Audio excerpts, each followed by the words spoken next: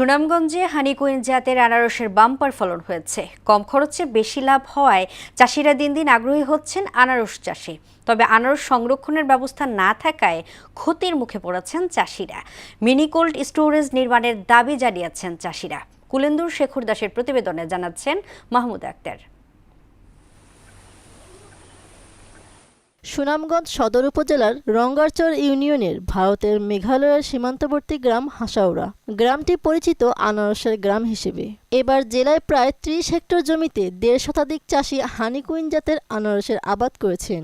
জেলার চাহিদা পূরণ করে দেশের বিভিন্ন এলাকাতেও যাচ্ছে এই আনারস। বাজারে আকার ভেদে প্রতিটি আনারস ৪০ থেকে ৮০ টাকা পর্যন্ত দামে বিক্রি করা হচ্ছে। তবে রসালো ও মিষ্টি হওয়ায় দ্রুত পচে গিয়ে ক্ষতির সম্মুখীন হচ্ছেন চাষিরা। ক্ষতির হাত থেকে বাঁচতে এলাকায় মিনি কোল্ড স্টোরেজ নির্মাণের দাবি জানিয়েছেন তারা। এই এলাকায় আনারস সবচেয়ে বেশি স্বাদ, এই এলাকায় আনারস সবচেয়ে বিখ্যাত। আশাউরা আনারস যে ঐতিহ্য হিসাব করে যদি আমরা আশাউরা আনারসে যে পণ্য দেয় তা আমরা লাগে খুব ভালো হইতো। বাগানের যে আনারস খুব সুস্বাদু, খাইতে খুব মিষ্টি। আমরা সম্পূর্ণ ফরমালিন মুক্ত ক্লোজ স্টোর বানানো যাইতো। আমরা যদি খণ্ড ২০ দিন আনারসটা রাখার পরে যদি বিক্রি করতে পারতাম তে মোটামুটি লাভবান হইলাম না। আনারস সংরক্ষণে মিনি কোল্ড স্টোরেজ নির্মাণে সরকার এগিয়ে আসবে বলে আশা জানান কৃষি বিভাগ।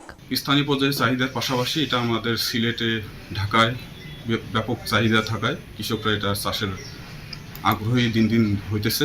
আমরা আশা করব এখানে যদি মিনি কোল্ড স্টোরেজ সরকারের পক্ষ থেকে মিনি কোল্ড স্টোরেজ দেওয়া যায় তাহলে এখানে সংরক্ষণ করে আমরা অফ সিজনে এটা বাজারে সাপ্লাই দিতে পারবো।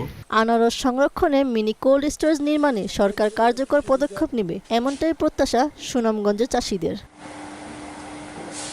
মাহমুদ আক্তার, মোহনা সংবাদ।